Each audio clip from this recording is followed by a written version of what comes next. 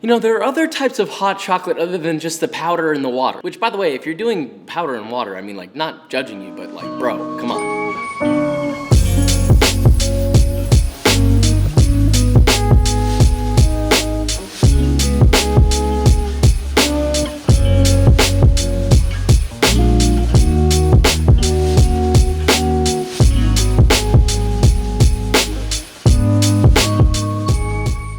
So today we're making hot chocolate, but not just any hot chocolate. We're gonna make all kinds of different hot chocolate, and I'm gonna taste it, and I'm gonna talk to you about it, and we're gonna figure out which is the best hot chocolate choice of the year. Now, like, look, at the end of the day, you can do it however you wanna do it. I can't help but feel like anybody who does it differently than I do is just automatically wrong. If you have any suggestions on what you wanna see, more videos, recipes, whatever, comment, DM me on Instagram, all those beautiful things. But with all that said, let's make this, shall we? So first up, for consistency this test, we're gonna make a classic instant hot chocolate. You know, a couple of spoonfuls of hot chocolate mix. In this case, 2.5 tablespoons or 20 grams of mix, 1 cup or 236 milliliters of hot milk. Oh look, I spilled again, really nice.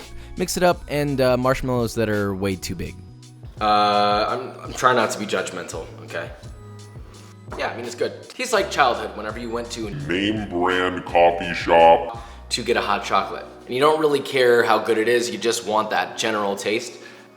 All right, so enough sugar, I got more to go. All right, next we're gonna try a little harder. A simple single serving hot chocolate starts with 1 cup or 236 milliliters of whole milk, 1 tablespoon or 18 grams of heavy cream, a 1/4 teaspoon or 2 grams of vanilla extract, 1.5 tablespoons or 18 grams of brown sugar, and 2 tablespoons or 13 grams of unsweetened cocoa powder. Place that over medium heat, whisking occasionally until hot and dissolved. You know, serve with some marshmallows or whipped cream, and then grate some chalk over that hot chalk.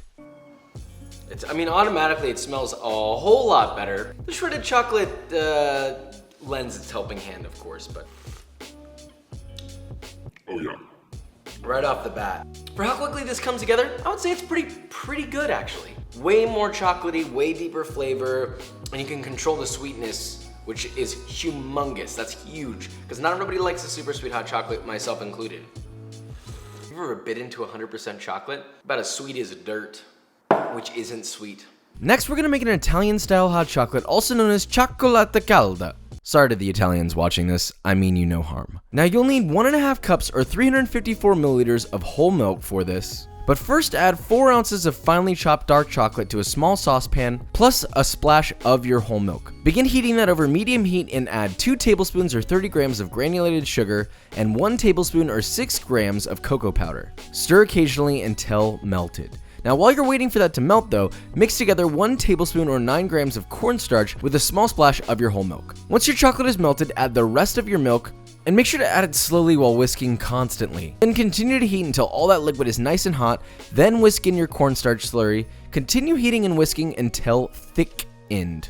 Pour into a mug with whipped cream and dust with cocoa powder. Which I don't really know how realistically Italian this is. Thank you, motorcycle. You know, all the other cars are like, whoosh, and then the motorcycle's like,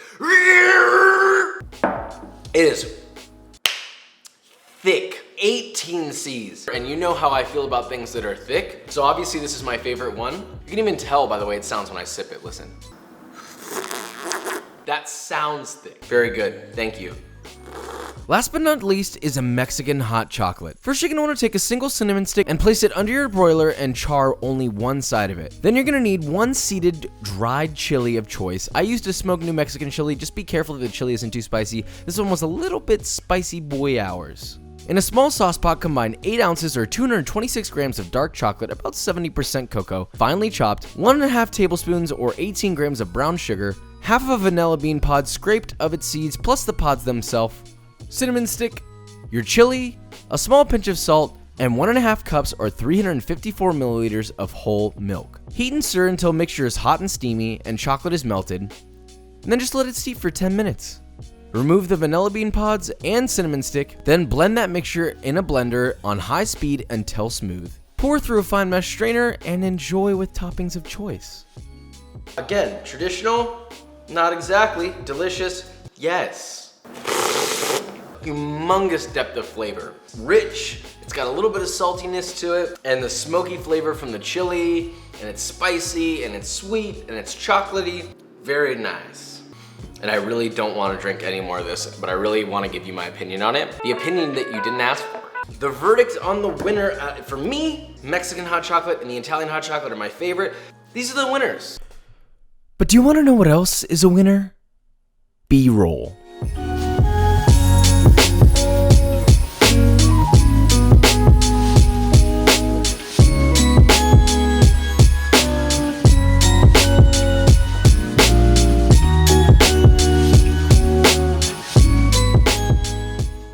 Guys, and that is it. So, hot chocolate. You know, you're gonna just have to make it. It's starting to get cold, winter's coming around. Now is a good time to start, you know, thinking about it. There's a lot of stuff going on behind the scenes, but a lot of stuff I don't wanna share yet. Yeah, I wanna say more about how merch is coming, but I've said that about 1 billion times, but it is coming.